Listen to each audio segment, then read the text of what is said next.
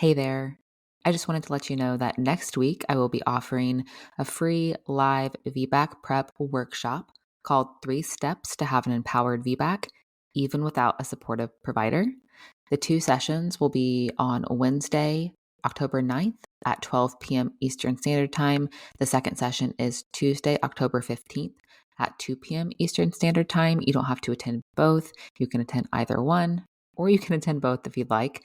Again, this will be live.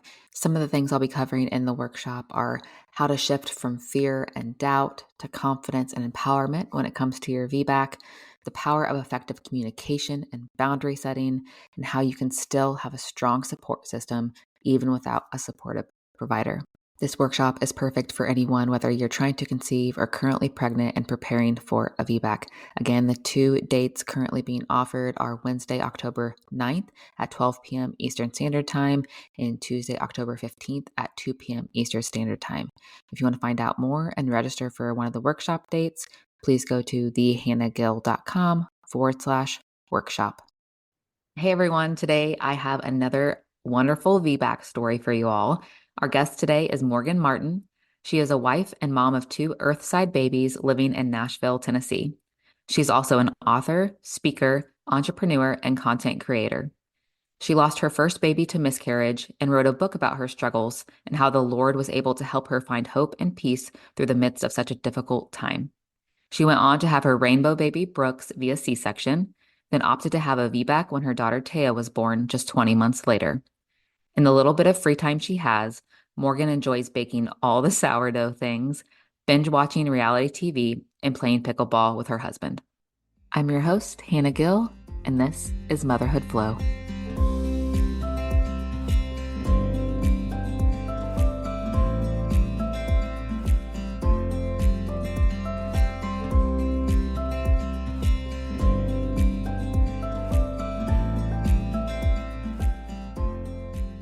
Hi, Morgan. Welcome to Motherhood Flow. How are you doing today?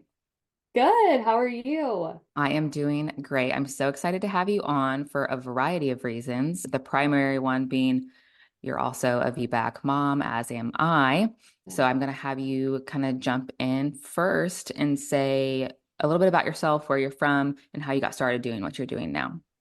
Yeah. So my name is Morgan and I am originally from Mississippi, lived in Michigan for 10 years, and then now we just moved like 2 months ago, 3 months ago to Nashville. And we're here now. My family lives this way, so it's nice to be close to them.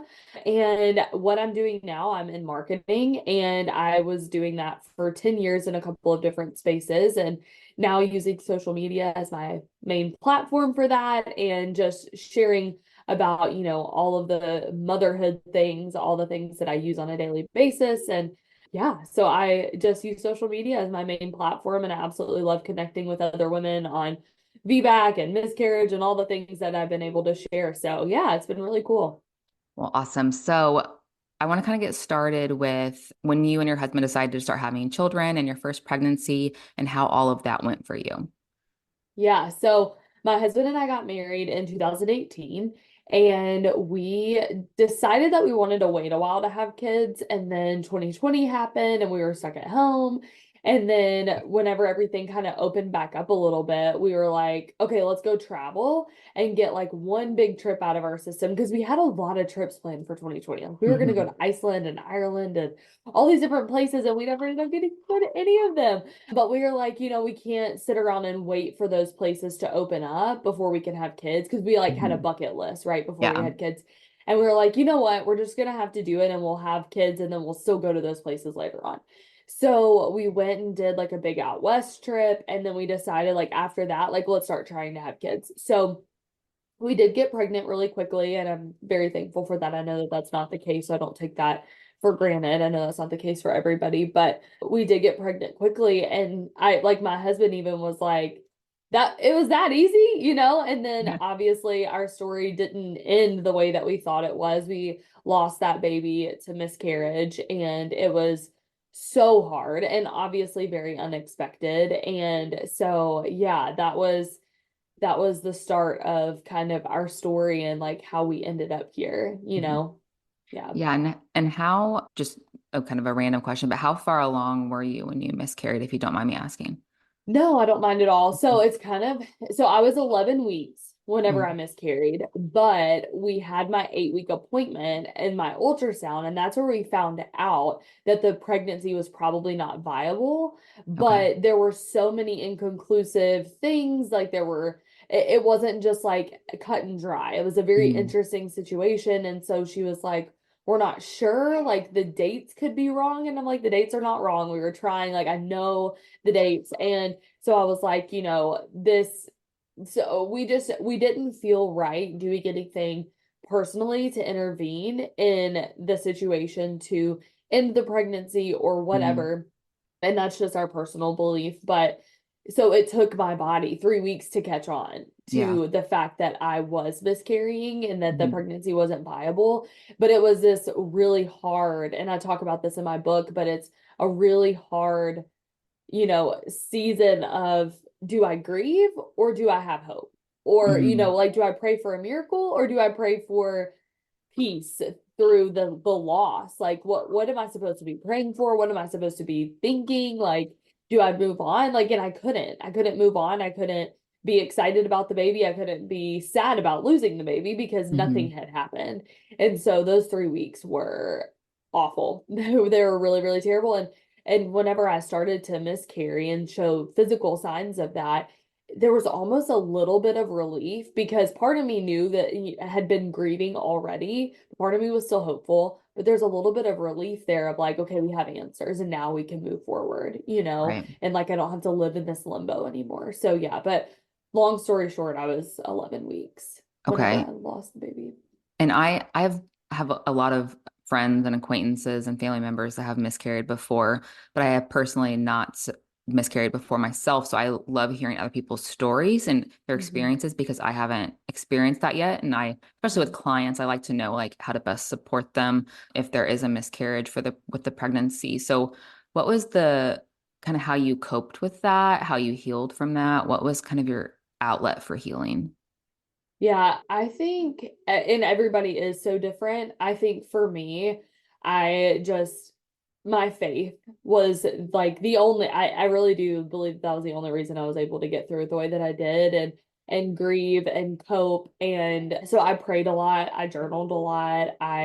Music was something that was really encouraging for me, just Hmm. listening to different worship songs. And I actually have a playlist that I still will listen to sometimes, but it's a healing playlist and I named it that, and because that was the goal, was healing, right? And so I had this playlist, I would listen to it, I would just like think on the promises of God. And there were a lot of other people that I was able to open up to, like randomly after having this miscarriage, that I was like, oh my gosh, I had no idea that all these people had had one too, that came and told me their story and was like, I know it feels lonely, but you're not alone. I've gone through this. If you need a friend, I'm here. That was super encouraging. And then for those who have never gone through it, the way that they helped was just like, I don't know what you're going through, but I'm here if you want to talk. People would Hmm. bring me, and I always say this, like, and I said this in my book, but people would bring Starbucks and just like leave it on the porch and just say, Yeah. like, hey, there's a gift for you on the porch, or they'd make us dinner, or I had a friend that offered to come walk my dog for me, and just little things like that that just showed people that they thought about us. And one of the best things that people did for me was everybody showed up at the beginning, but the ones who texted 3 and 4 weeks later that said, hey, I'm just thinking about you, how are you doing? Those meant the world, because it was like, I didn't forget about that baby, but it felt like some people had. And that is not a slight at them at all. They have their own lives. Like, I do not fault them at all for moving forward and not checking back in on me whatsoever. But the ones who did, I was like, wow, okay, it makes me feel like they haven't forgotten about my baby either. And so, yeah. And then obviously, my husband, he was a huge support. My family was a support. They didn't live by me at the time. His parents did, and they came and just sat with us, and just I mean, they were as heartbroken as we were. Like, they didn't really have words either. His family had not gone through that. No one on his side had, no one on my side had, but they called us, they texted us, they checked in every day. And so, yeah, we had a lot of support. That's good. That's good. You mentioned a book. So I know this, but not all of my audience Yeah. may know this. So you wrote a book about the experience, and Yeah. Yeah. what's that So book called? it's called Healing Empty Hands, Finding Hope and Peace Through Miscarriage. And that book was something that whenever I went through my miscarriage, I was looking for a tool or something like a resource that could help me navigate what I was going through. Again, this was back in 2020. So it's still, I mean, even in the last 3.5 years, it has become so much more common to talk about and a lot less taboo. Even back then, though, there weren't podcasts for that. There weren't Mhm. books for that. There weren't a lot of people or forums or Bible studies or whatever talking about that. And I was like, man, somebody should write a book about this to help other people that Yeah. are going through this so that I wish I had something to read. And I actually did read a book, but it was not specifically for miscarriage. I just pulled Mhm. out some of the, lessons from that. And it was helpful, but I was like, somebody needs to write a book about miscarriage. And that was when I felt like the Lord was like, yeah, that's going to be you. And I was Mhm. like, that's not going to be me. Thank you so much. That is a fantastic idea for someone else. You have the wrong girl. Like, that is not me. No, thank you.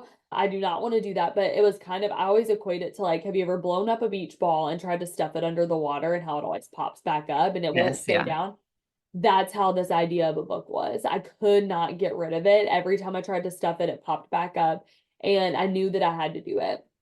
And I would have random people coming to me like, hey, like, what would you say to somebody who's going through a miscarriage? My friend had one, or like, I lost a baby and I don't know what to do. And I'm like, the character limit in an Instagram DM is not going to be Hmm. sufficient for me to convey to you what all I want to tell you. And I wanted to help these people. And I was like, the only way I can do that really is a book. Yeah. And so ended up, I hired a book coach. We worked on, what that looked like. And wrote the book in 18 days back in 2021. I had had my son by then, actually, my rainbow baby. Actually, well, I started writing it in 2021, but I like finished it in Mhm. 2022. He was about 4 months old at the time. And so, yeah, I published it. It was officially published January 31st of 2022. Mhm. No, 2023. Sorry. My years get all jumbled up. Like I feel like after 2020, everything is a blur. Sorry. Yeah. So January, anyways, a little over a year ago. It was published a little over a year ago. And it's been able to help so many people, just like hearing stories. Like that's why I did it, just Mhm. to help other women and not even just the women who've gone through it, but people like you who say, I have people in my life that have gone through it and I don't know how they feel. I don't know. I've never experienced that. I don't know how to get inside their head. When you read that book, it's inside my head. It's every thought I thought, it's every feeling I felt. And you're going to be able to say, wow, okay, that's so you can navigate it a little bit better to know how to be empathetic and be a good friend to somebody who's gone through that. Not that my experience is a mirror image of everyone else's, and I know Right. that, but it just might give you a little bit of insight onto some of the things that they're struggling with that maybe you didn't think that would be so hard. Yeah, even any sort of insight is helpful because, like you said, everyone's experience is different, but just knowing how to even start Right. approaching like a conversation or something like that. So your book is definitely on my reading list because, like I said, I haven't personally gone through that and I would love to understand how to better support women that do. So if anyone is interested in Morgan's book, I will link it in the show notes as well. So after the miscarriage, you had mentioned you had your son next. How long after that did you guys try to conceive again, or did you not try again? Was it just kind of it happened? What did that look like? Yeah, so we were trying for our first, so we really, were ready to become parents. We had been married about 3 years at that point, or I guess 2 years at that point. And then we lost the baby, and it almost just like intensified that desire to be parents for us. And I know that that's not the case for everybody, but for us, I said, how soon can we try again? And it was not like a replacement thing, but it was like like you had something and then it was ripped from you before you got to enjoy it. And then you Hmm. just wanted it more. And so, yeah, because of my situation, we got the green light pretty quickly and I had a period. We tried again and it took us about 3 months to conceive again. And I think that was my body's way of just like, I prayed like, don't let us get pregnant before my body's ready to Hmm. really see this one through. Yeah. Like I want my body to be ready. I'm ready. My heart's ready. My head's ready. but I want my body to be ready because if it's not, I Mm. can't go through this again. And obviously, like with the Lord, of course I could, but I didn't want to, and I was praying for that. And so as every month was obviously really hard and challenging as we were trying again after a miscarriage, but I just held tight to the hope that like, okay, my body's not ready yet, but when it is, we're gonna have this baby. And so we found out we were pregnant. So I'm going to back up a little bit. I had my miscarriage November 16th, 2020. That was the day that I actually went into the hospital. I ended up having to go to the hospital and I had to get a DNC. But that was the day that I actually physically miscarried the baby. And that was at 11 weeks. And so fast forward, this is February, March of 2021, and we find out we're pregnant. We go and do, the test because they wanted to check my HCG, my progesterone, all the things Mm. after having a miscarriage. That was important. And so they checked everything and then they gave me, just based off of my last miss period or whatever, they gave me an estimated due date and it was November 16th, 2021. Oh my gosh. And so I was like, I know this baby's gonna make it. Like I knew that was gonna, I was like, this is too Hmm. much the Lord, like not to work out. Like, and I was just and a lot of people have asked me, like, were you sad about that? Like, was that terrible like news Hmm. for you because it was like on such a horrible day? And I was like, no, it just felt like redemption, Yeah.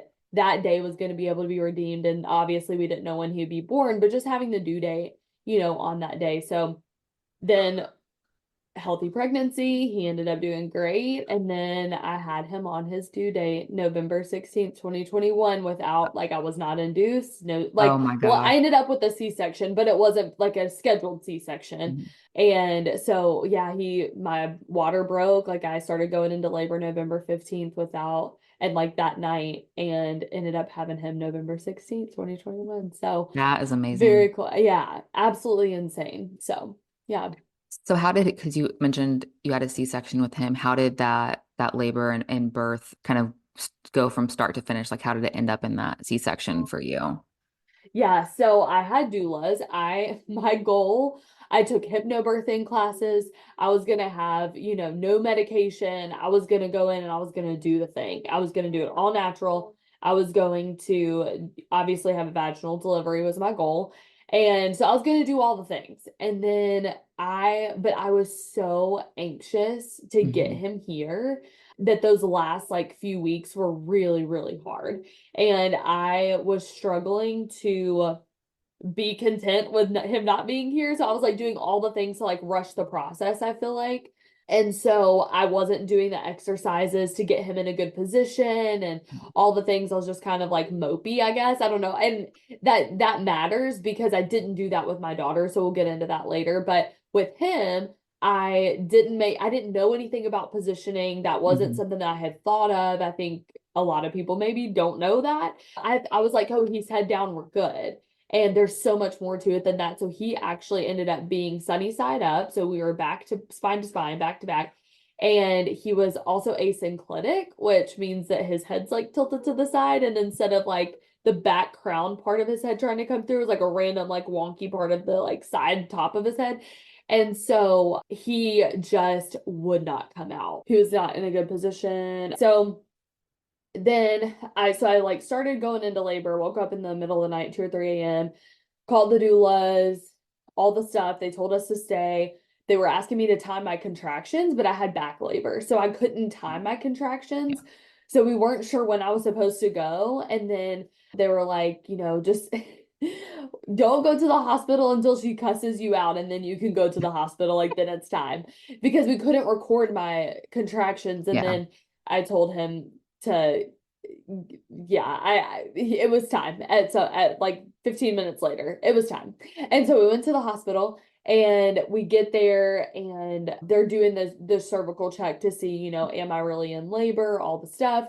Obviously I was, and then my water broke. And then at Okay. that point, there's no more moving that baby. I mean, it's very, very hard, right? Like that's what I've heard. Like there's no lubrication, really hard to move the baby after the water breaks, and it broke on its own. Hmm. And so before they had even done the cervical check. So the water broke. I ended up getting an epidural because I could not.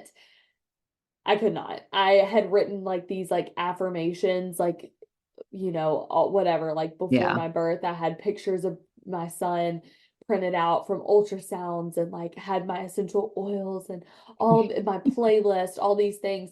And I was like, give me an epidural. And my husband was like, do you want me to tape up your affirmations? Are you sure? Because I was like, talk me out of it. Don't let me get one. And he was like, do you want me to tape up your affirmations? And I was like, I threw him on the floor and I was like, give me an epidural. So anyway, so I ended up with an epidural and then I mean it was kind of a breeze for a while there and then it was time to push and nothing happened. That was the bottom line. Like everything was fine. The birth was great. He was great. I was great. Like all of our vitals were fine, thankfully.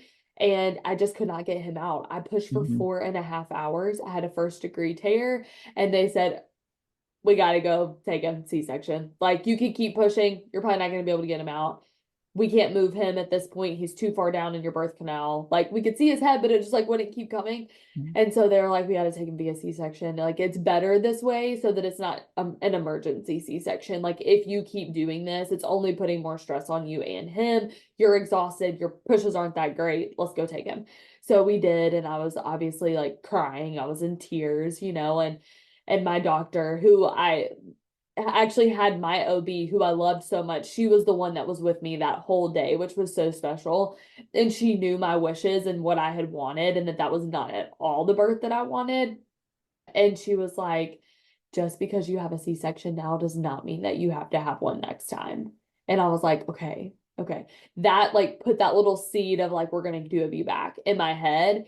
And so, yeah, so then my son was born via C-section. He was totally fine. I was fine. And obviously the recovery was not fantastic for me personally. I hated it. And I was like, I am never doing that again if I can help it. So, but yeah, so he was born on his due date, miracle baby. We were super happy. And then, yeah, that's Brooks's birth story. Yeah. Did you feel like any part of the birth, the postpartum, anything for you was traumatic? A lot of women say like unplanned C-sections have a lot of trauma for them involved. Some don't. Do you feel like any part of that was traumatic at all?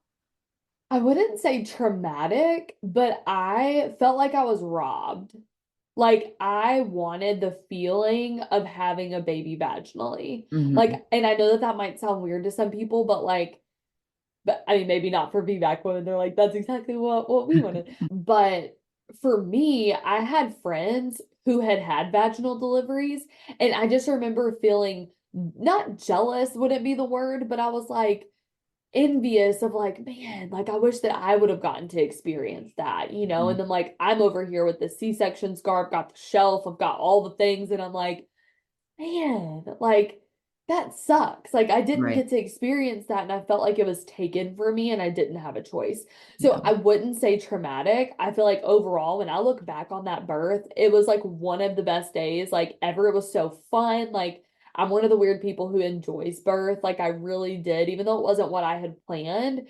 Thankfully, it wasn't something that I look back on and think anything negatively or traumatically. And then my doula, too, she said, Morgan, this is not your worst case scenario. Before I got rolled back, she said, this is not your worst case scenario. Because it felt like it to me in the moment. I Right. wanted to have this natural birth and then I ended up with a C-section, like worst case scenario. She was like, this isn't your worst case scenario. You're healthy and your baby is healthy. There are so many other things that could go wrong and a C-section is okay. Like Hmm. you did not fail. And I was like, Yep. okay.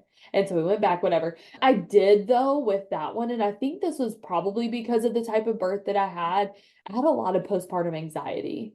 Hmm. I really had a hard time. I also had him in November. I lived in Michigan. It was disgusting. We literally brought him home in a snowstorm. We couldn't go outside. My family came up and I was healing. I couldn't hardly get out of bed. I wasn't sleeping well besides the newborn thing. I was having to sleep sitting up because of my scar. I didn't feel like myself, all these things. So I had a lot of postpartum anxiety and it really surrounded like I didn't want him to get older. Like I saw him getting bigger and I didn't want that, but like I wanted him to stay little forever and I could so many of the things that I wanted to be able to control, I couldn't control. So there was a lot of anxiety around that. And thankfully, it didn't last super long. My hormones kind of leveled out. I'm very crunchy. I did get my placenta encapsulated, Hmm. and I contribute or attribute a lot of the recovering from the postpartum anxiety to that, like really leveling my hormones out a lot faster. So yeah, I wouldn't say traumatic though. Okay. Yeah, I like that you made that distinction though, because um a lot of women think and have experienced, myself included, very, very traumatic C-sections. But I just want everyone to know that not all C-sections are traumatic. Not all Yeah, vaginal births are beautiful and great, healing. right. So there can be trauma involved in all types of birth, and that's just kind of how it goes sometimes. Yeah, So I'm glad you did not experience any trauma from that. My own birth was very similar. My son was also asynclitic, and I pushed for yeah. 4 hours before my Oh my C-section. gosh. Yeah. Yeah, And also I had my water broken before all that. And again, the position change was obviously yeah. much more difficult.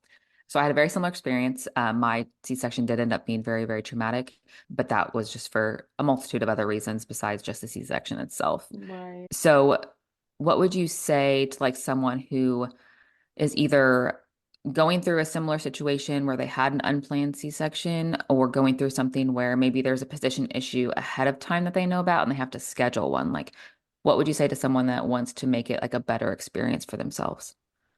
I would say do as much as you can because there are a lot of things that you can request in a C-section, like where you can still have a birth plan. So some of the things that you can't do obviously are like skin to skin right away. Some places will let you. I've heard people say that they did get to do skin to skin. We didn't because it was so cold in the OR, but you can still like hold your baby. So I was able to hold my baby like right like at the top of my chest, and so I was able to do that for a little bit. And then my husband got to clamp the cord. That was something that was important to us. We also wanted to delay the cord cutting, like delay until it stopped pulsing and that Hmm. it turned white or whatever. So we were able to still do that in the C-section. I wanted music playing and we were able to still do that in the OR. So I think just really get, especially if you are planning it, like if you're like, okay, we have to schedule this and this is like something out of your control and you're not excited about it, ask the hospital, like, what am I allowed to do? Because it feels like every decision is ripped from you at that point and you get no say, but you do still get a lot of say in some of the Hmm. things that you get to do. I also requested that my husband be with the baby at all times because I couldn't be, like, they had to take the baby and I had to get stitched up. So I asked for that. Like, my husband obviously agreed. Like, he got to choose if he wanted to see the baby or be by my head. He chose by my head. He was like, absolutely not. Please, no. So there are some things that I think, again, just remembering what my doula told me, like, this is not your worst case scenario. You know, we hear so many other stories of like hard things that happen. And Hmm. so if it ends in a C-section and you're healthy and the baby's healthy, it's not ideal, but it is okay. Were your doulas allowed back in the OR with you? One of them was. Okay. Yeah, a lot Yeah. of hospitals, depending on the area, are very anti-doula in the OR. Others are very supportive of it. So I wasn't sure how your It was experience. also hard with COVID too, because Hmm. everything was still very COVID protocol at that time. Yeah, And so they were very limited on what they could and couldn't do. And then she had to leave like right after. right. So, yeah. That's really good that she was able to be back there at all, really, especially during COVID protocol. So that's amazing that she was allowed back there for you. Yeah. Introducing the new Mom Talk podcast, your ultimate guide to navigating the journey of motherhood with confidence and clarity. Hosted by me, Mariela de Santiago, this podcast provides evidence based answers to all those burning questions for expecting, new, and first time moms. From pregnancy to postpartum, breastfeeding to sleep training, we've got you covered with insightful discussions and practical advice. Tune in to the new Mom Talk podcast and embark on your motherhood journey with knowledge and empowerment. So I know you said you struggled a little bit postpartum with the anxiety. At what point did you feel like you were ready to have another baby after dealing with kind of that postpartum? I think I feel like, does every mom experience this? I don't know, maybe it was just me, but I was like 2 months in and I was like, I want another one. And Derek Oh, yeah. was like, my husband, he was like, Absolutely not. I feel like there's a point between like when the You have like baby's a like baby 2 to 5 fever moment. months old. Yes. Yes. When like the baby's like 2 to 5 months old and you're like, we need another one. Yeah. And I told my husband, I was like, I was like, I said, I want another baby. He said, you have one. He is upstairs. Like, you have a baby Yeah. already. We're not having another one. But yeah, so I mean, I had the baby fever moments, and Hmm. we knew we wanted to have our babies really close together as well because my brother and I are 3.5 years apart, and I Yeah. hated that age gap. And his siblings are all 2 years apart around that. And so I really liked that age gap and wanted to have a baby more quickly. And also, there was that fear of like, well, what if we do start trying at 2 years, and then we end up, potentially having another miscarriage or Hmm. whatever, or it takes us a long time, or we don't know what's going to happen, and then it ends up being like a 4 year age gap. And so I wanted to try sooner than later, and my husband finally, it was me pushing for it, and he finally agreed when Brooks was probably about 10 or 11 months old. Okay. Actually, we started trying. So, and I don't know if there was ever like a point. I mean, my postpartum anxiety, I would say probably only lasted like really those first 6 weeks. Like they say that Okay. those first 6 weeks are like the roller coaster. I would say around that time, everything started leveling back out for me, and I was able to kind of get my bearings a little bit because I mean, we had family, we had Thanksgiving, we had family again, we had Christmas, we had my birthday. And after that, that was about the 6 week mark. I was like, okay, now it can just be me and my baby and my husband, and we can get in a routine, and this can be our life.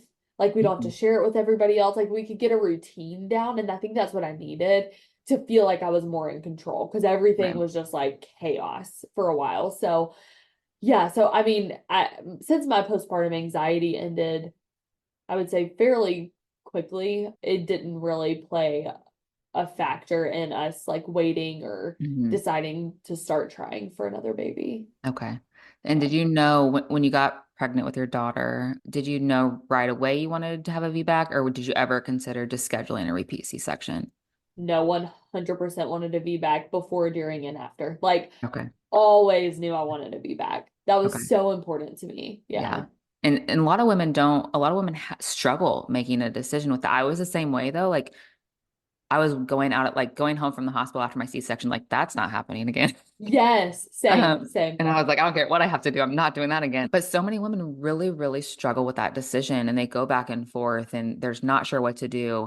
But knowing that at least what you wanted to do was the first step in that. And then how did you go about choosing like the provider to be with? Were you with the same OB? Did you end up changing providers, changing locations, to find support for a VBAC? This was a roller coaster, man. So the OB that said, like, just because you have a C-section doesn't mean that you have to have another one. Mhm. So I was like, oh, great. See you in a couple months. Like, we'll be Yeah. back and try again. And I called up to the OB office whenever I found out that I was pregnant. And I said, do you do VBACs? Do you offer VBACs? And they said no, because they're a small hospital, so they won't Yeah. do them because they don't have, there's a, for at least in Michigan, certain hospitals have to have a certain level of a NICU to allow for a VBAC, like even trial VBAC. So they wouldn't let me try. So I was like, okay, well, deuces. So I called a different place because I loved that OB. So I really wanted to have her again. But when they said no VBAC, I said, it's not that important to me. I'm going to go find Mhm. somewhere that can do the VBAC. So I called this other place. They were full, but they referred me to another midwifery place. And I won't say any names, but they referred me to a place. This was in West Michigan. And I went in, I kind of had like an off feeling because I had been to that location actually Mhm. right when I moved to Michigan for something totally unrelated. It wasn't pregnancy related, but I did go to the OB. I had cramping, whatever. I didn't like the way that I was treated, and I don't remember who it was. I don't remember if it was an OB or a midwife. Like, but I talked to somebody, and I remember feeling really icky whenever I left. And then I Mhm. pulled up and realized, like, oh shoot, this is that place. I didn't know the name, so it didn't register till I got Mhm. there. So I had like really off put, like I really trust my intuition. I have very good discernment, and I just felt off. And I was like, well, I'm gonna give it the best go I can because I don't know anybody else that does this around here. So I went in there, had a decent experience, and then but during that first visit, she said, we're going to do a test and it's going to tell us whether or not you're a good candidate for a VBAC. And I was like, okay. And she was asking things like my weight and my height, which BMI is a whole other thing, but she asked for my weight and my height. She asked why my last pregnancy or birth ended in a C-section. And there was like maybe one other question that I felt was pretty irrelevant. And then she was like, you have like a 51% chance of a VBAC. And we really like to see that number over 70 to be able to feel good about helping you with a VBAC. But that doesn't mean that you can't get it. Like, it doesn't mean that you can't have a VBAC. And I'm like, but your test did not make me feel good about having a VBAC either. Like, this Yeah. is not feel supportive. Like, what the flip does that test have to do with anything? And the fact that my baby was in a bad position has nothing to do with the baby that I have in my belly right now. Like, Right. what this test is freaking bogus. For those of you that are listening that don't know, this is called a VBAC calculator. And some providers use them, some providers don't. There's about three different types out there, like different versions of it that kind of measure different things. And there's also ones that they do during pregnancy, and then ones that you're when you're admitted in labor that they'll do different measurements. But they're not like they don't determine our bodies are not machines that can be determined by a mathematical formula. Right. And just recently, they actually removed race from the calculation because race was originally part of the calculation. And depending on your race, your chances for VBAC could drastically change. So between a white woman and a black woman or someone who's Hispanic, that it would drastically change just based on the race. But it's not the end all be all. You can have that calculation come out really low and have a VBAC. It can come out really high and not have a VBAC. It's Yeah. not going to determine whether or not you really can have one. And if your provider is putting so much weight on that calculation, then they are not truly supportive of VBAC. Yeah. And I think that's the number one thing. You've got to find a provider that you feel is as on board as you for your own Mhm. VBAC. Like, Mhm. I didn't want to feel like I was convincing them the whole way through the pregnancy and the whole way through the birth and the whole way through that I could do this. Like, I wanted them to tell me I could do this a little bit, or just agree with me that I could try. And so that kind of put a bad taste in my mouth. I went back, I had a decent appointment. Then the third appointment, I had a different lady because I wanted different people each time. That was Mhm. important to me also because I knew that there was a really big chance that I would have a random midwife. And I Mhm. wanted to know that all of them knew all of my wishes and that they were on board with my VBAC, not just the one girl, but all Mhm. of them and the ones that could be present at my birth. Thank the Lord that I did that because I went in there and we're talking and she was like, "Oh, did she do the VBAC calculator with you?" And I'm like rolling my eyes and I'm like, "Yeah." She was like, "Well, what did you score?" We talked about it and she was like, "Man," she was like, "if it's not above that," she was like, "and she told you that it was still okay for you to have a VBAC?" And I was like, "Well, yeah, because it's my decision."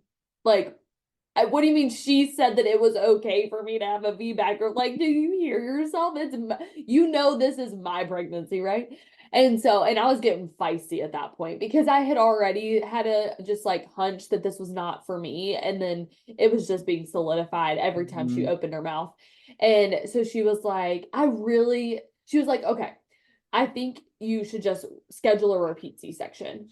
And I was like, no. And And she was like, this is a so midwife too. yes, yes, that's the thing. And I was like, if I can't find a midwife that's going to support me, how the heck am I going to find an OB that's going to support me?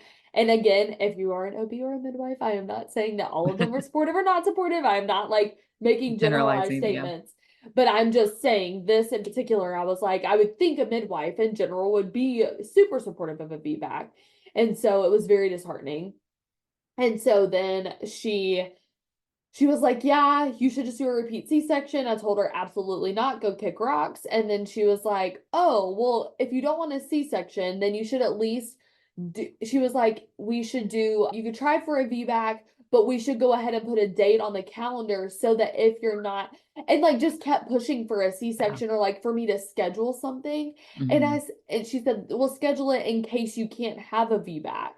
I said, "But why would we need to schedule that?" I was like, "I had a C-section before and it wasn't scheduled and I was able to do it because that was what was needed in the moment. But if I Yeah. already put it on the schedule, y'all are really going to push for me to go through with that appointment." Like, and I said, "Listen, I'm going to be honest with you. This is not for me. I can't do this anymore. You clearly don't want the same thing that I want, and I can't do this. Like Mhm. I'm gonna go find somebody else. Like, with respectfully, go kick rocks. Yeah. And so I left. I cried the whole way home. I called my husband and I was like, nobody believes in me. Nobody believes that I can do this. And he was like, I believe you can do this. And he was like, why does it matter to you so much that you have a VBAC? And so I was like, well, I just want to show myself that I can do it. I Yeah. want to experience that. I felt like I was robbed of that. And I'm going after what is, I think, rightfully mine. Like, I want Mhm. that experience. And he was like, then go freaking get it. And you have my support. Go find somebody else that's going to be supportive. Mhm. And so I was like, okay. So I start researching. I'm asking everybody on Instagram. Instagram was great, by the way. Like they were all with the, people. And there was a girl on Instagram. Her name's Kelsey, and she lives in my area back at the time in West Michigan. And she said, this is the OB that I use. She said, I went for a VBAC. I didn't get my VBAC, but I used this OB and I used this doula. Hands down the best. Please go use them. I swear by them. They had the best experience, whatever. Like, could not recommend them enough. Called them that day, and both of them got an appointment with the OB, hired the doula, and I went into the OB's office and I was telling her, because I was about 20 weeks along at this point. I mean, I had Mhm. been spending a lot of time finding somebody. Yeah. And she was like, why am I just now seeing you at 20 weeks? And I was like, girl, because I've done seeing everybody else in West Michigan and don't nobody want to help me with the VBAC. And I was like, she said, so tell me your story. Tell me what happened with the last birth. So I told her, and she was like, well, so what are you wanting to do? I think she was very confused about like why I was having a hard time. And I said, I don't want you to promise me that I can have a VBAC. I am not asking you to guarantee anything. Mhm. I just want you to let me try. Yeah. And she said, I don't think that's too much to ask, and I can absolutely do that. Yeah. Let's do this. And I was like, yes. And I was like, let's go. Let's do this. And I told her that I had a doula. She knew the doula. She had the doula as a patient and worked with her as a doula. And so that was a really cool dynamic. And so anyways, I'm gonna shout out the OB. Her name is Robin Hubbard, and she's absolutely incredible. So cannot recommend her enough if you're in West Michigan. Go use her because I can't use her now. I live in Nashville, but I love her so much, and she was fantastic. She was just so supportive, and I remember going to her after. Well, I'll talk about my VBAC too, but I remember going to her after my 6 week appointment, and she said, "You did it." I said, "I did. I did." And she was like, "I knew you could." I was like, "Yes," because she wasn't at the birth, but yeah. So I wanted somebody that I could find that was supportive, and Yeah. who knew it would be so stinking hard. Yeah, it's hard for so many women, like ridiculously hard. And I kind of want to jump back to you said that first hospital said they wouldn't support VBAC because they were a smaller hospital.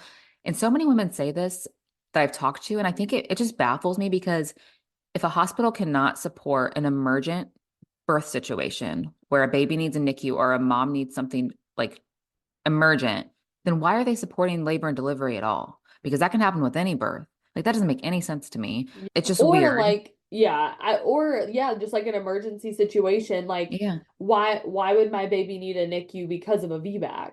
right. Like my And like, baby can need a NICU because of a lot of other things, not right. just Like a there's a lot of VBAC. reasons first time moms' babies would need NICUs if there was something that happened. So it's just weird to me and it just doesn't make I any think sense. I think their concern was me too, like the rupturing of my uterus, which is Right. obviously like, a possibility, but there's also a lot of other things with repeat C-sections too, but those aren't talked about. And they Mhm. were saying that they didn't have a surgeon in-house 24/7, that he was on call.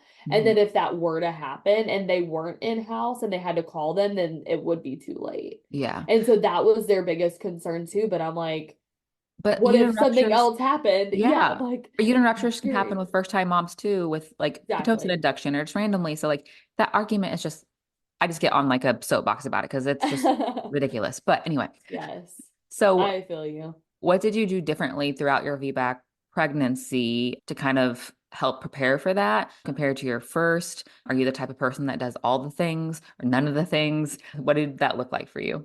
I do all the things, girl. I do all the Me too. things. So Me too. I was so a lot of it I knew. A lot of the things like the breathing and just the normal things. Like, I mean, I had gone, like I said, through hypnobirthing, good for goodness sakes, with my first before my first one was born. I went through all the things, so I knew, but I really focused on one, being patient because I wasn't with my son, and two, the position and how to feel for her position. And so towards the end of everything, and like the pregnancy was great both times. So there wasn't anything that I was like, okay, I need to start doing this or stop doing this. That was super obvious. It was just more of being in tune with my body. And now I know what back labor feels like. And now I Hmm. know what, like, I want to know what like a contraction feels like. And if I'm having contractions, I'll know she's in a good position. Asking the OB questions, like if I did get a cervical check, to ask like if she could feel the head position at all, and like to feel like what part of her head to help me figure out, is she asynclitic? Is she sunny side up? What are the things that I can control? And I did the Miles circuit, if you know Hmm. what that is. Oh, it's so good. It's on YouTube. It's Miles circuit, and it's I think I did it maybe 2 or 3 times a day, every day for like the last probably 2 or 3 weeks, just really making sure, because it can help your baby get into a good position is what it's for, supposedly. It also can like supposedly induce labor sometimes too, but that didn't happen for me, but it did help her get into a good position. And so yeah, I don't know if there's like any other massive things that I did differently, but just asking questions and knowing what questions to ask was a Hmm. huge thing too. Did you do like a lot of like VBAC specific research or anything like that? Or did you just like approach it like any other pregnancy? I approached it like every other pregnancy, but I did follow a lot of VBAC accounts on Hmm. Instagram, like VBAC Link. There's a couple of other really good ones, and just listening to positive birth stories and seeing other women who had done it, like just like whenever you're going in with your first, right? And you're like, I want to be surrounded by positive birth stories, not the horror ones, but the positive ones. And sharing the positives, like hearing that, but then specifically for a VBAC, seeing all these women who did it and reminding myself like they are no different than me and I can absolutely do this too. Hmm. And then also having the realistic expectation of like, what am I going to do if it doesn't happen? And I Hmm. didn't dwell on that a whole lot, but I did need to let myself go there to be like, again, it's not worst case scenario. Like, Hmm. but I wanted to do everything that I could to make sure that I had a VBAC. And Yeah. so, yeah, positive VBAC stories, asking the right questions. Did you do anything differently as far as like interventions or like how labor started, or what you did during labor? How did that look as far as like primarily like intervention wise? Because I know you the first time she was OP or he was OP, so you got the epidural right away. Did you have an epidural this time or anything like that? So I started going into labor in the middle of the night again. And I was having contractions, like actual contractions. And I was like, oh, she's in a good position. I'm not in back labor. She's not sunny side up. Yes. Like I knew, like that was like win number one, right? Hmm. Like win number one was that she was in a good position. I could time the contractions and they felt like actual contractions. So I knew. And so the hardest part of that was like keeping the contractions going because they were kind Hmm. of like they'd go and then they'd kind of stop and then they go and then they kind of stop. So I'm texting my doula. She's like, try this, have Derek do this, whatever. And so we're doing all the things. And finally, I was like, we need to get to the hospital so we can be with the doula so that she can help us get this thing going. Because that was the thing. Like it would just kind of start and stop and start and stop Hmm. and start. And I knew that I was like, I do cervical checks. Like, I just like to know. I'm a big control girl. So I was like, I knew I was 3 centimeters already. And so I knew that I was ready and my body was ready and I was contracting, but I wasn't like full blown labor. So we went to the hospital, got admitted, all the things. And then my doula knew that I didn't want a lot of intervention. I was open to an epidural, but I didn't want to get one right away because I Hmm. wanted to be able to, if she was in a bad position, because they can still move, that if she was in a bad position, I wanted to be free enough to be able to get up and turn her. Right. And so I didn't want to be limited. I did have group B strep, so they had to do IV with the whatever it is, amoxicillin, I don't know, whatever. So I had group B strep, so they had to hook me up. And while that was going, we couldn't do anything. They couldn't do a cervical check, they couldn't do a break my water, nothing, even if I wanted them to, because they have to let that sit in your system for an hour so that it can do its thing. So that slowed everything down too because I couldn't get up and then I couldn't do any interventions. Like they didn't Hmm. want my water to break. And then so I'm trying to think. So we waited a little bit for that and she wanted me to just rest. And then after that was the time of that was done, the labor was still very stalled. And so we did nipple stimulation. So they brought pumps and we tried to do pumping to see if that would stimulate it because it didn't want to break my water. That was like Right. my biggest fear was getting my water broken because I knew how much that played a factor in the positioning. And I knew Hmm. if I could get her in the right position, I could get her out. But Yeah. I didn't want her to be in the wrong position. I did not want them to break my water. But I had been at the hospital now for a while. And so they were like, what's going on? Like, why are you not having the baby yet? And when I say a while, I mean like 5 or 6 hours. Like it had not Hmm. been that long, but they're like, we thought you'd be progressing more. So we did nipple stimulation. We tried that again. That didn't really help. Like it did, but it intensified everything, but nothing really changed. My cervical check was the same after they did it again. And they were like, we really need to break your water. And at that point, I lost it because he came in, he broke my water, which my doula was like, it's okay, like that's okay. I think she's in a good position. You don't have to be afraid of that. But when he broke my water, I lost it. And she told me, she was like, when you go for a VBAC, you're gonna have a moment where you're gonna either cry because you're really happy or you're gonna cry because you're really frustrated, and you're just Hmm. gonna know that that's a thing. And so I started crying, and she was like, what's wrong? And I was like, we didn't have to break my water last time. Everything went right. And I Yeah. still had to have a C-section. The fact that they're having to intervene and break my water now feels like this is not going again the way that I wanted it to go. And Hmm. this feels so defeating. And she was like, this is a totally different birth. You cannot compare the one thing in this birth that is different. Like, you didn't have to break your water last time you did a C-section. Maybe you break your water this time and you get a VBAC. Like, you don't know. But that Right. to me felt very defeating. So I needed a moment. And after they broke my water, my contractions revved up. And I was not ready for the intensity of how quickly those would come. And so when they started getting super intense, I was like, I cannot do this. I got to get an epidural. So I asked for the epidural and they were like, I think you're like ready to push. Are you sure you want an epidural? And I was like, I need an epidural. You have to give it to me. And so they ended up giving me an epidural. It took forever to kick in. So that stalled things too. And then finally they were like, you're at a 10. Like, if you're ready to push, Mhm. let's go. And they said, do you feel any pressure? I did, even with the epidural. Epidurals work fantastic on me. So I'm very thankful for that. I know that's not the case for everybody, but they are gold. And I could still feel enough to be able to push. Oh, one thing that I did do, I'm sorry, I just thought about this to prepare for Mhm. VBAC. I don't know why I forgot to tell this. This was one of the biggest things I attributed to my VBAC. I did pelvic floor therapy. Yes. Oh my That was gosh. like the one of the biggest things for me too. And they help you learn how to push effectively. That's why I was Yes. like, wait, I just remembered the pelvic floor therapy. Pelvic floor therapy. I cannot recommend it enough. If you're in West Michigan, contact me, tell me, I'll tell you who to go to. She's great, but I can't recommend pelvic floor therapy enough. It helps Hmm. me with pushing. It helped me.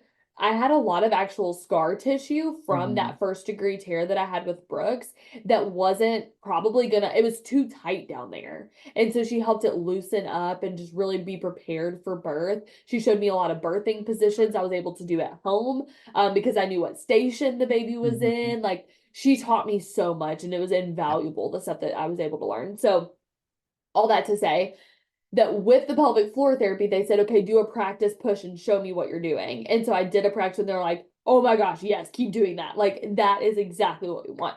So I started pushing and my husband was down to be able to see the baby. They had a mirror. And so I started pushing and the only experience I've ever had with pushing was 4.5 hours. Mhm. I pushed in different positions. I was not on my back. I was like, they were moving me to the side and doing all the different things. And so even on in an epidural, I could get on my hands and knees. So we were doing some of that, whatever.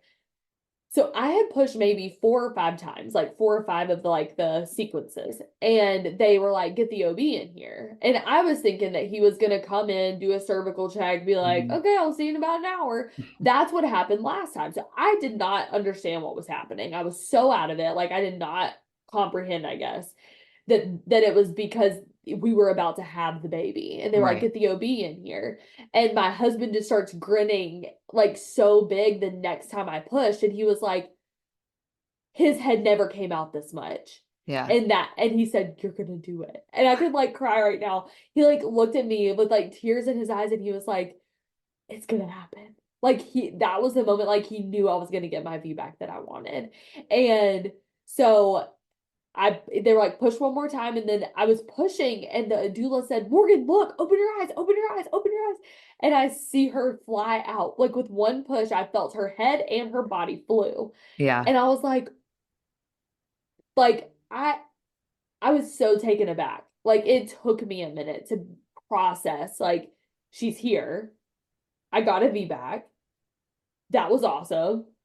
Holy crap. Like all the things, like all the emotions. And then they put her on my chest and like the doula was taking pictures and videos and like you can see my husband like crying. He was like, you did Mhm. it. Like, holy crap. And I was like, I did it. Like, oh my gosh, I did it. And it felt so good. And it was just like that redemption of like, I needed to Yeah. experience that. And now I got to. And it was really, really cool. One of the And coolest moments ever. And I bet that because it was very similar for me as far as the pushing thing, because I had pushed for 4 hours with my C-section. And like, I knew that was going to be like my hurdle to get over. I was like, I'm going to have to get through this pushing phase. My doula knew that. So she made Yeah. sure to like pay extra attention during that time. In the same situation, I pushed for 15 minutes, like Yeah. nothing. It I was think it like, was 20. Yeah, and it was for like me. shocking. Like, wait, what just happened? Like, I don't under my whole labor was kind of shocking. It was only 4.5 hours like total, which was, I don't know what's if fast or long is worse. Like, I don't know. I think both have Yeah. their pros and cons, but it was just so intense. I didn't have time to like process what was actually happening, but especially the pushing, I was like 15 minutes, like five pushes or whatever. But yeah, that feeling, like you said, you had like, you're just like so in shock, like, wait, a baby just came out of my vagina. What? Like, Yeah. like, and you just feel Yes. like, what is happening? And it's just like, there's so much like energy in the room. And it's just like, you're in your little labor bubble. Such an amazing experience. 'Cause I remember that exact feeling afterwards too. Just like Yeah. knowing like, I finally did it. Yeah. Yeah. Like all this build up to this moment, you're like, Yep. man, it happened. Like it Yep. takes a second. How far along like gestation, like when did you go into labor with your daughter? She was born one day before her due date. Okay. Okay. Yeah. So 39, Yeah. 5, 6, 39, 6. Yeah. Okay. Because was that okay, so that was like right around the time because you said you went on into labor like basically on your due date too with your son too. Uh-huh. So very similar for both. Okay. Because Yeah. some women, it's funny, some women think like, oh, the second one's going to come faster, but then the second one it might come later. So it just kind of depends on your situation on when they're going to come. My VBAC baby came later than my C-section baby. um, Yeah. but yeah, so that's really cool. Did your like have any like postpartum issues with this postpartum? And was it completely different, kind of the same? How did that turn out?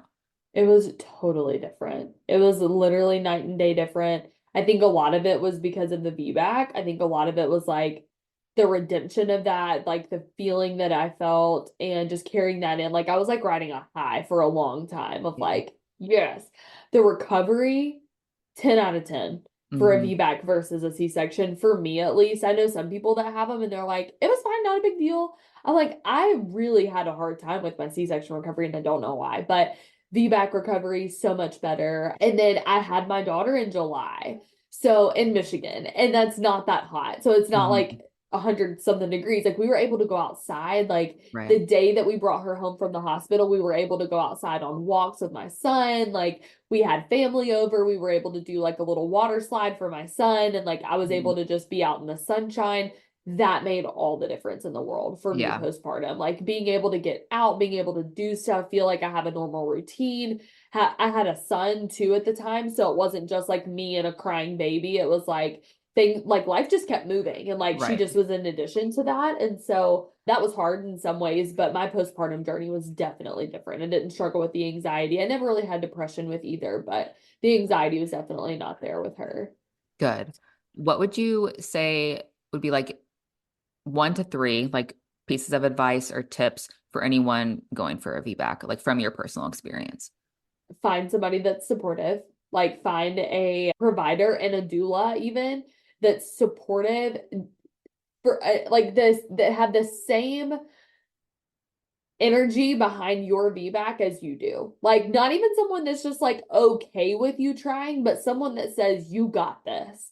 I think that makes all the difference in the world. Like, all the difference in the world. If you have a doula, find one that's like VBAC certified, or like that has a lot of experience specifically with VBACs. Like, I had one that had specifically like done a lot of research or whatever. I think she was VBAC certified. I think that's a thing, but that really are well versed in VBAC specifically. Pelvic floor therapy, 100% do pelvic floor therapy. I could not recommend that enough. I know that that was a huge help. And then the third thing, I would say just be patient. Like, I think so where people go wrong is they're like, I really want a VBAC, but if the baby's not here by X date, we're going to go ahead and induce. And I think that the less interventions that you can have early on, the better your chances are of getting that VBAC. The induction does, make it hard. Obviously, scheduling a C-section isn't going to be ideal for a VBAC. Even if you're like, well, I'm going to go for a VBAC, but if I don't have the big bag, then we'll just do a repeat C-section. I think if you go into it with a way out, you're going to take it. Yeah. When you're over being pregnant, you're like, I am 40 weeks and 2 days and I just want this to be over. Let's just do a C-section. It's easier. Remind yourself and people around you why you want this, so that they can hold you accountable when the times get tough and you are so over being pregnant, that they can say, no, you wanted this. Like, think long term, you're going to be happy that you waited a couple more days or however long. So I completely agree with that, because I'm a very like type A planner. Like, I have to have control of everything, control freak type of person. So that was the hardest part for me, like going into my VBAC, was like, there are things I can control and there are things I shouldn't be controlling. So like, I didn't want to do like any sort of induction or like getting something on the calendar or anything like that. I was just like, me and my OB are fine with me going to 42-ish weeks before considering an induction. So that's just going to be that. I don't want to know how dilated I am, because if I'm not very dilated, I'm just going to get discouraged and it's going to mess with my mental state. So yeah, I completely agree with that. Just be patient, as hard as it is to be patient when you're it's so giant, hard in the pregnant, moment and exhausted. It's so hard. And just remembering that it's temporary and it'll be over soon. But yeah, remembering your why for why you're wanting a VBAC and just using that as your motivation. Yeah, absolutely. So I loved your stories. I love hearing VBAC stories. VBAC is like my main point of content, so I talk about it all the time. But where can people find you if they want to connect with you online, website? I will drop all the links that are mentioned here in the show notes as well. Yeah, so on Instagram, I am at Morgan Renee McIntyre. That's my maiden name, but I just kept it. So at Morgan Renee McIntyre. And then on Facebook at facebook.com/Morgan McIntyre Adventure. And then I also have a website called healingemptyhands.com, and that's for my book. But you can also find me there. I also do speaking engagements and things like that. So if you want to book anything, or if you want to just see some of the content that I've done, you can always check that out. Awesome. Thank you so much for being here, Morgan. Yeah, absolutely. Thank you for having me. You just finished another episode of Motherhood Flow. For more, head over to thehannahgill.com or on Instagram at thehannahgill. As a reminder, this podcast is provided to you for educational and entertainment purposes only. It should not be considered a substitute for medical advice. Until next time, keep flowing.